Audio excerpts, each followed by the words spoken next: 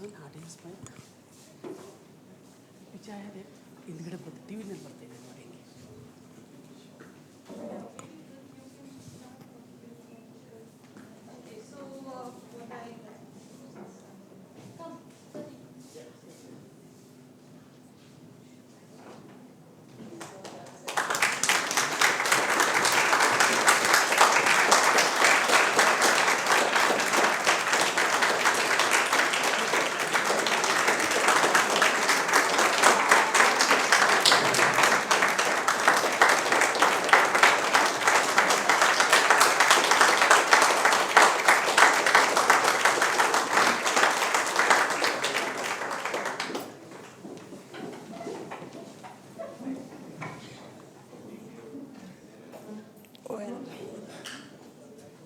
This was overwhelming, and I don't think we've had this kind of a response from the audience to a filmmaker.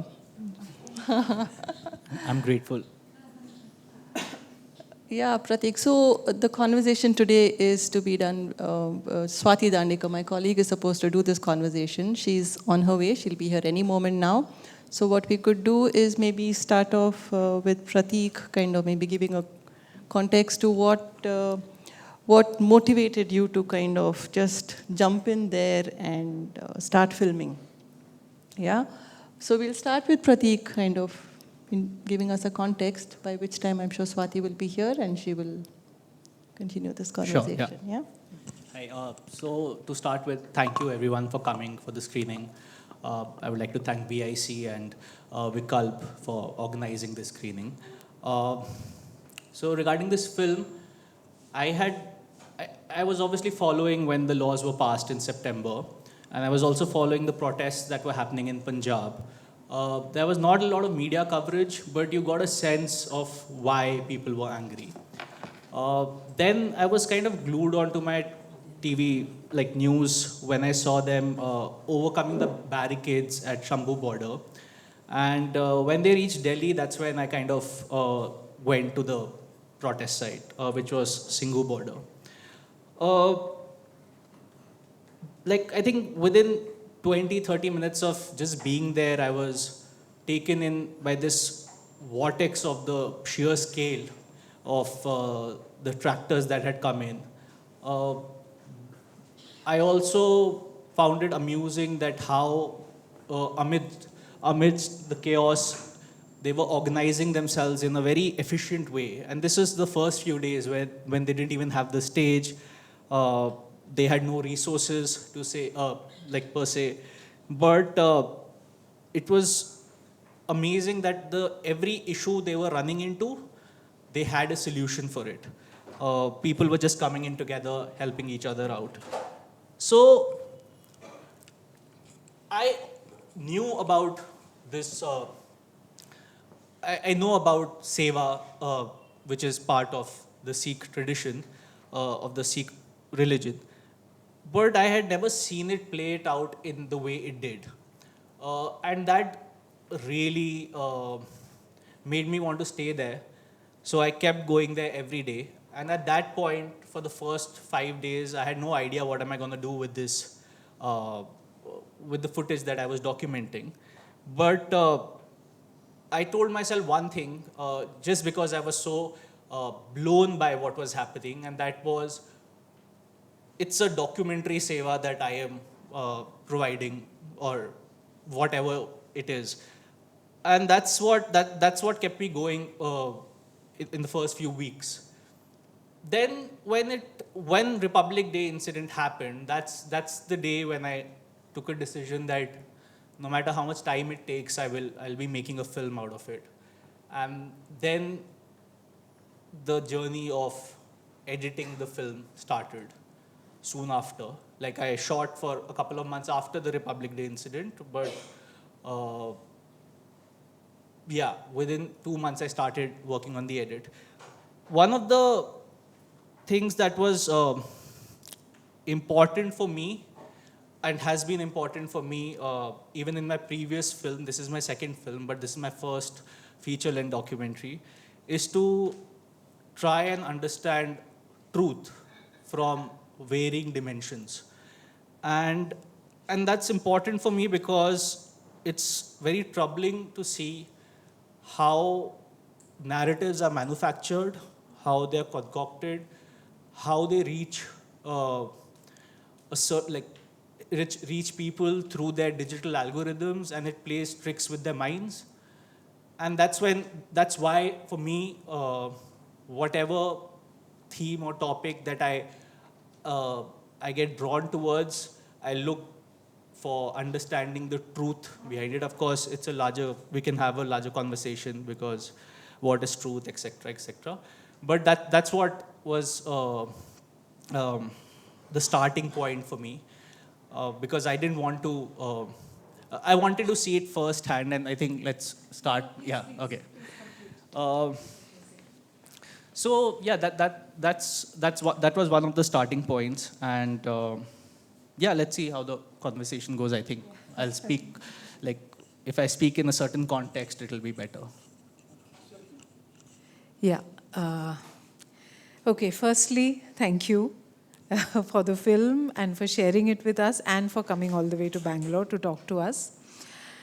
I think you were talking about this just now, perhaps, so if it's already been said, then we won't. But I wanted to know where this film began for you. How did it, because the farmers' protests began, and at that time, of course, they were, the news was full of them and everybody. But there's also, when the immediate thing dies down, the news also tends to go off it a bit. And then at what point in your head did you decide that you wanted to go and film there and that you thought that this will become a film? No, so I talked about it. You briefly, talked about yeah. it. So the film, the documentation started with the intent of archiving it, because when I went there to the farmers' protest, I had actually purposefully not read too much about it. I didn't want to color my perspective, in a certain way. So I was not reading the wires, I was not reading the news clicks, the news laundries, anything. I just knew two things about this protest. One thing that I knew and which I was sure of is that in no way these laws would have directly benefited the farmers. They would have allowed the supply chain actors to come into the scene, make profit, and it was assumed that this profit would have trickled down to farmers. So that was one context I had. And the second context I had was because I had read one small piece in the Caravan, which was written by this journalist, author Amandeep Sandhu, where he talks about previous protests that had happened in 2015 and 2016 in Punjab. So I had a sense of how can it grow and how self-sustaining it could be. So that's the point where I started documenting it with the intent of just archiving it and doing a documentary seva. But the point at which I decided that I will make a film out of it was 26th January, because it was heartbreaking to see firsthand how an event, how multiple narratives are created out of a single event, and no one is there to witness the event firsthand. So that's when I decided that I'll go through this journey of editing and putting the film together. Before that, I had thought I will just make short clips and put it on YouTube or something like that. But on 26 Jan, I decided that I'll be making a film out of this. Your approach to the film has been sort of quite ethnographic in that sense. You have followed them, you have...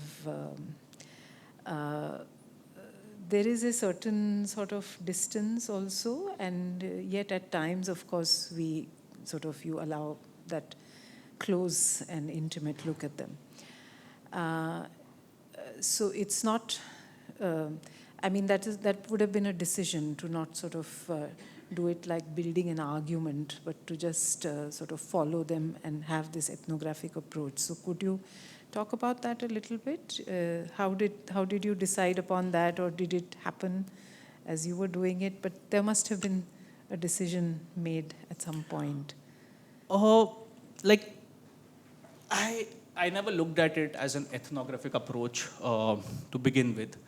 And as I was briefly mentioning earlier, that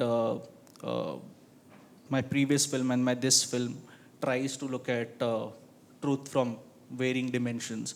So I wanted to spend as much time as possible, and I tend to have this cinema verite approach while I am shooting the film. So I'm always observing what's happening, and I try to look at stories through my observation.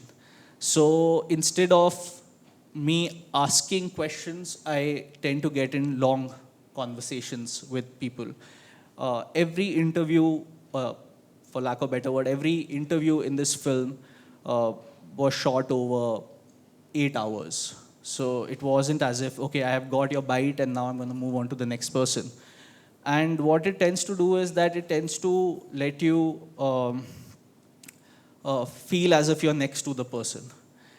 And so more than, because ethnography is a loaded term, and so which is why I believe that it's just staying on ground, trying to realigning yourself back to a neutral perspective in a certain way, and observing and interacting and just freely talking. And because I have always felt and that when you interview someone, you tend to in your head you want a certain answer from them, which is why you ask a certain question and then you twist the question a bit so that you get a longer answer. And that's something that I haven't mastered it, and I'm not very fond of it. So, which is why for me conversations is more important. And the longer you shoot, the performative aspect of the people tends to die. And also because when I was shooting here at the farmers' protests, of course there was a lot of suspicion, because you could be from the Godi media, you could be from the government side, which is fair. I had to deal with it. And secondly, everyone wanted to speak to the camera, which was very fascinating in a certain way, which I was calling super articulation, because it tends to, every argument that the farmers were giving, which was extremely coherent, was because the farmer unions have such a strong communication system that without Instagram, without your Snapchat, Facebook, the message reaches people and they read and they believe in their leadership. So everyone knew why they were there, which is why everyone wanted to speak into the camera. And everyone spoke in the same way. So it may look good for news, but for a film, I wanted to break that. And which is why I had to spend many hours with people so that I can wait for them to go beyond their script and talk about things from their heart. So yeah. Yeah. No, that does come through in the film very well. What, of course, also comes through is sort of the incredible, efficiency is not the correct word, but their organizational skills. And you can't really have a movement without organizational skills of the kind that they have. So they seem to be there for the long haul, prepared, fairly uncomplaining through whatever the thing was of weather and so on. But this organizational skill, what I've felt, it's not a cold, calculated kind of an organization. It's a warm, how do I say, the word that comes to mind is dildari. It's that there's dildari in that organizational skill. So you would have experienced that, having spent all that time with them. What did you become? After their initial sort of suspicion, which you would have then established your credentials, so to speak, as somebody. What was it? How long did you actually spend there with them? And what was that experience of sort of aligning with them, not just sort of ideologically and, for the cause, but as people, as at a human level, connection level. Yeah, I think that happened instantly, I would say. That connection happened instantly. Of course, the suspicion part was on an everyday basis because you were meeting so many new people in that sense. As far as this organizing principle is concerned, I get reminded of one instance that happened at the farmers' protest. So one day when I finished shooting and I was heading back home, I was standing in the corner having my tea, and I see these two young boys one was 16 years old, one was 14 years old. And I just asked them, so why are you here? To which they said that they were there a week ago, and then they realized that many people are having trouble tying the turban because they didn't have mirrors, so they were using the mirror from the tractor to get ready. So these two boys went back to their village, collected $50 from each household, and bought 200 mirrors and distributed it. And they did it on their own. So that one example, and there are like 100 examples, like the tattoo and the salon and the jaggery. Like there are so many sevas that couldn't make it to the film, but also what was extremely so another thing I wanted to say is that since 2014 I have been quite pessimistic for obvious reasons, but meeting these people and the protesters and seeing this movement up close, there's some hope that I truly feel. And within that context, I feel for me it became important to tell their story, because this movement as such has been the only successful movement in decades. And the more they were repressed, the stronger they grew. So I had to tell the story in some way. Yeah. No, absolutely. In Bangalore, for the past sort of couple of weeks, our preoccupations have been, of course, apart from the heat, which is unusual and whatever. And I mean, in other parts of the country, including the place where you filmed, these temperatures and more are the norm, and they have all spent many months through this weather.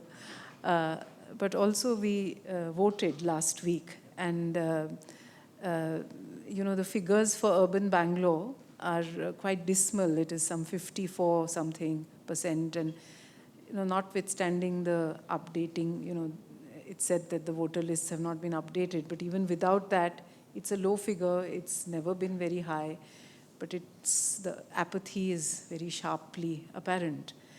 And this is the absolute opposite of that, It's the belief, it's the conviction, it's and that that this is worth doing, and that everybody is in it together, because obviously they're all individuals with they're different kinds of individuals at different social strata, stations in life, but they've all come together for this in which they believe. And it's action, and it's consistent, and it's non-violent, and it's everything that, what in the cities we tend to do, which is a lot of often drawing room activism and so on. It's everything, it's the exact opposite of that. So that is very inspirational and turning. True, and one thing that was there, firstly, it was a fight for existence in that sense. One aspect which didn't come through in my film, but a lot of farmers looked at these laws as green revolution too, and they were arguing that we haven't even dealt with the catastrophe of Green Revolution 1, and we are going ahead with something like this. Second thing that I just wanted to add is this incredible. So I was having this conversation with someone in 2019, and we were talking about something called imperfect solidarity, um, and it was a concept that I was trying to understand better. But when I started shooting here, I realized that I could see it. And what I mean is, so Punjab and Haryana, the farmers of Punjab and Haryana have been fighting for over the Sutlej Canal since 1966. It's a court case going on, and it's a bitter war in a certain way.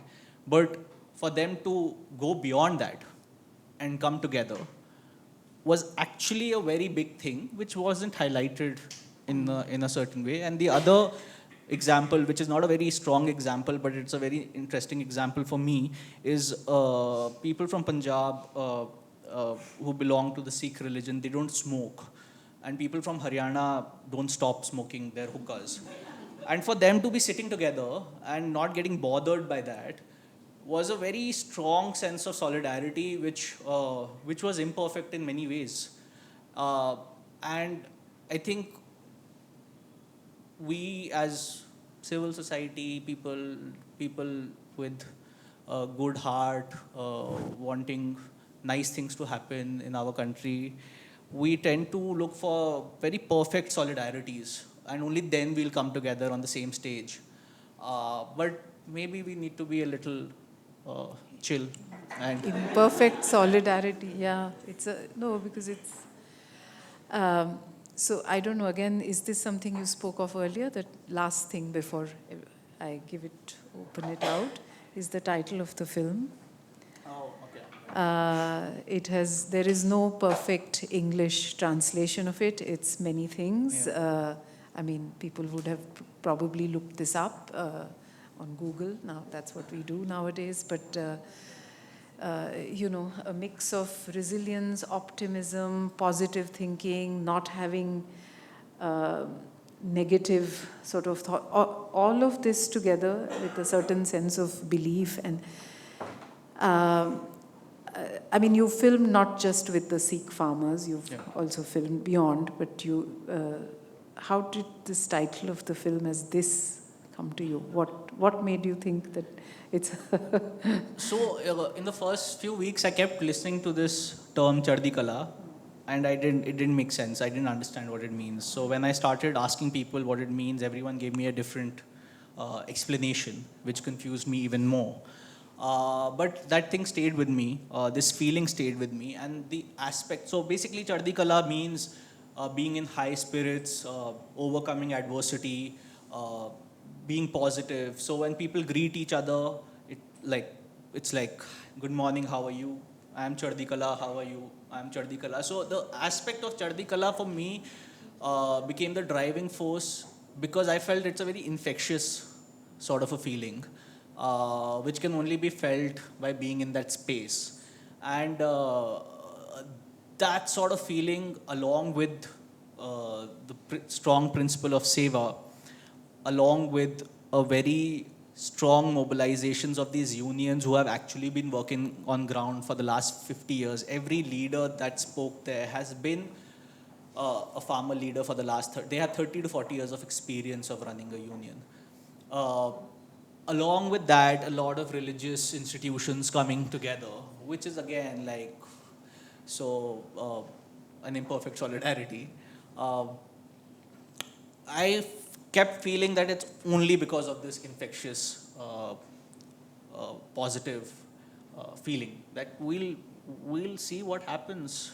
And why I was pessimistic before entering the space is because the CA protest had happened a year ago, and we all saw how it ended, and we also saw how a lot of students from Jamia were detained. There were cases against them. There were close to 600 students, apart from the names that we know.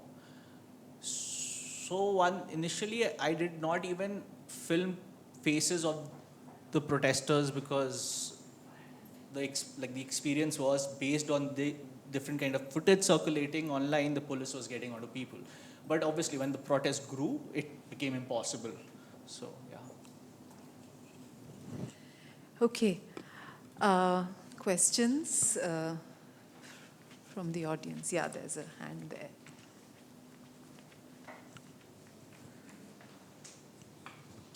Thank you so much for the film, and for those of us who've gone off national TV especially, it's good to be able to actually see it all in one place. You've talked about presenting many perspectives, but of course, this is also a very sharp political perspective that the film has, happily so. I mean, you were an observer and you immersed yourself, but I'm also wondering whether this process changed you in some way. You've talked about more hope after being through this, but I'm wondering if you can talk a little more about that. And the second question, which I was going to think was an unfair one, about why other movements, perhaps more desperate, more passionate, have not succeeded. But I don't think it's unfair because you are already talking about the concept of imperfect solidarities. But I'm wondering whether you have any thoughts on that. So to answer your first question, yeah, I think it has changed me. It has made me hopeful, yes. Also, this idea of resilience, I kind of, the change I see in myself is that I think I have understood this concept in a deeper way. And for me, looking at the protest, looking at this entire journey of the farmers, I understand resilience in a slightly different way, which is, it's a culmination of many small acts. It's the capacity to absorb. It's being patient, and and the capacity to absorb has to keep increasing over time. And that's what I think, for me, vaguely resilience means, which is what kind of motivated me to keep editing this film for 2 years without any funding. Take projects, make money, edit it on the weekends. So that's something I've become hopeful, and I've understood resilience in a slightly better way. That's the answer to your first question. To answer the second question, I feel there are many factors that came into play during that protest. For example, and if you look at the protests that are happening right now since February, mid-February, it hasn't managed to gain the same momentum. Even though it's sort of a continuum of the previous protests, because the demands are of unfulfilled promises. So I feel I don't think there's a strategy that works to make it happen. In my lifetime, this was the first sort of a protest which had a very positive end in that sense. Of course, 10 years ago, when I was younger, I saw India against corruption, but we can speak about that later. But yeah, so I wouldn't say India against corruption was a successful protest in that sense. CA was a very strong movement, which was again like and unlike this protest, in many ways leaderless. There was no face which was carrying forward the protest. Of course, later on, a lot of organizations were trying to take over the protest, but it didn't. So, it's a very difficult question for me to answer, but I think it's just the momentum, the time, the kind of people who came together. It did require a lot of capital to make it happen, and people were putting in a lot of money, they were donating a lot of money, so I think it's coming together of all of that which made it a successful movement. So, and also if UP elections were not around the corner, maybe it wouldn't have gotten repealed at the point it did. If the government didn't feel that it's a threat to their elections, it may have continued the way it did, and more people would have died. So, yeah, As in it's a mix of many things. I don't think we can pinpoint. Yeah, but I'm also waiting for, there are many other films on the farmers' protests. I'm hoping there are research papers on this which tries to answer, because it was such a massive protest that I don't even think that 100 films would do justice to what we witnessed in that sense. Yeah, somebody there.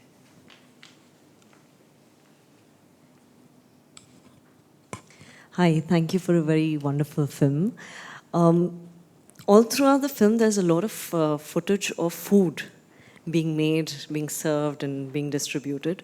Was that a conscious decision you made to highlight the seva, or to remind people that farmers were directly connected with food? Yeah, like short answer, yes. Also because whenever I went there and whenever I wanted to shoot with anyone, and there were so many langurs, so whenever before I said hello to people or good morning to people, they made sure I eat first. And they were very concerned about my health in general. So I got extra ghee, extra saag.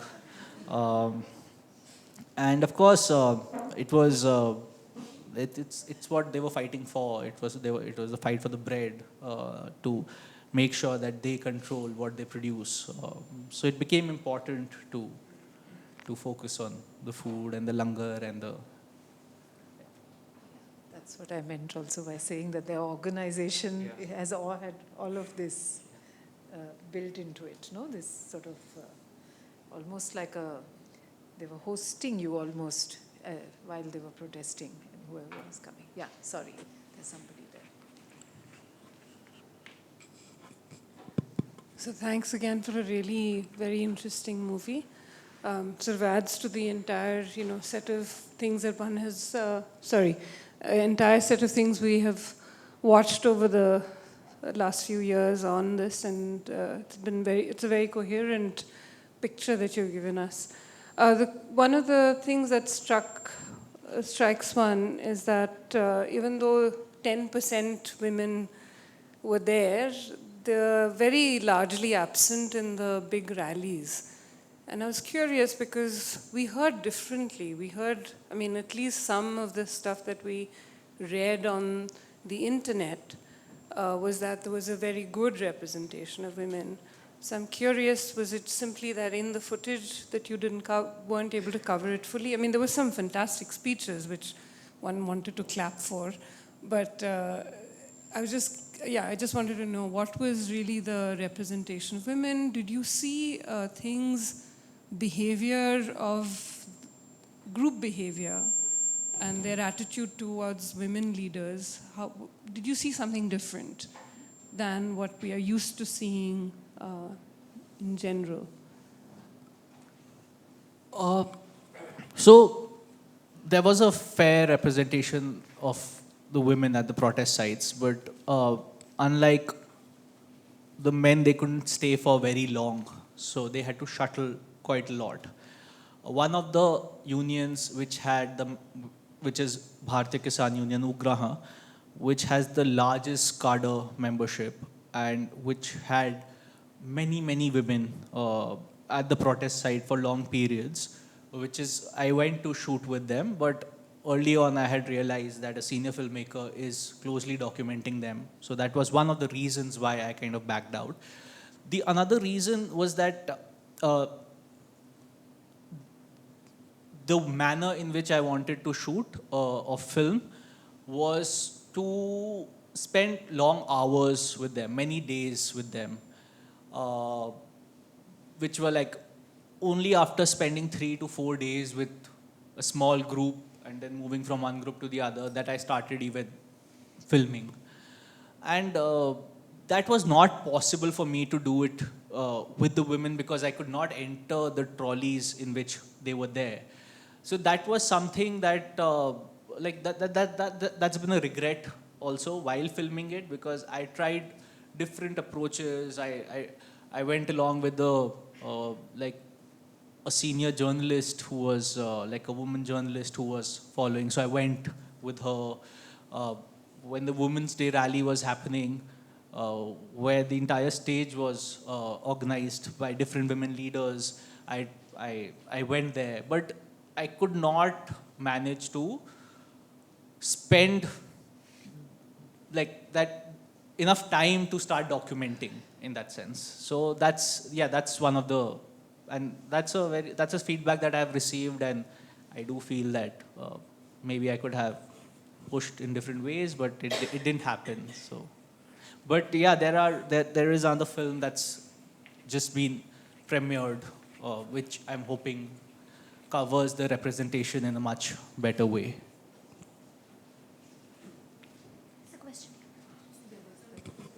So, as you mentioned, initially you were basically doing it for archive, and then at one point on 26 Jan, you decided to make it a film.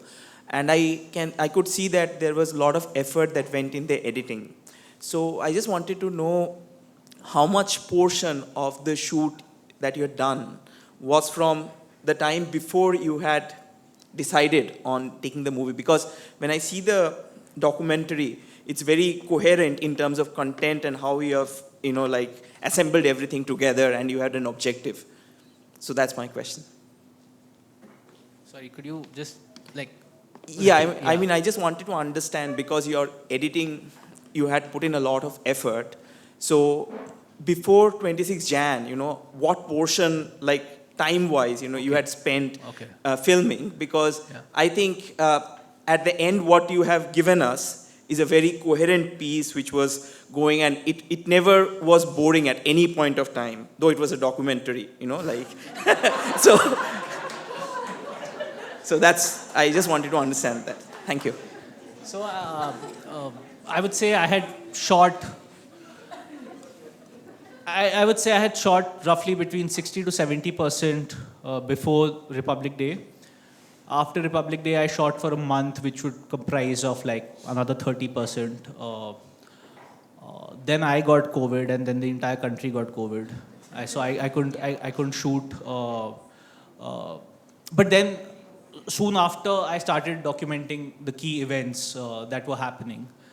So yeah, to answer your question, like in a short way, 60 to 70% of the film was filmed before Republic Day. Yeah. There's, and this gentleman, I think we have time just for 2 more questions, so maybe one there and one here. I just want to start with, I love the film, but why the erasure of caste in the film? Especially because I understand Punjabi, so I heard them say multiple times, कि ये जट्टां दे पुत ने. So the reference to the Jats is very obvious in it. And even the songs that you chose are very specifically chosen. But if you look through the whole range of songs that came out at that point, a lot of them did valorize Jatwad, misogyny, so it is very part of Punjabi culture. I am from Punjab, so I understand that. And I think it's also part of the issue here that it will never truly allow us to understand why this protest succeeded. A large part of that is caste networks and availability of resources. These are people who are landowners. If the same protest was of Mazhabis, who are the upper subcaste of the Dalits, or the Sansis, or the Lohar, Chamar, Ghumars, they would never have succeeded in the same way these guys would.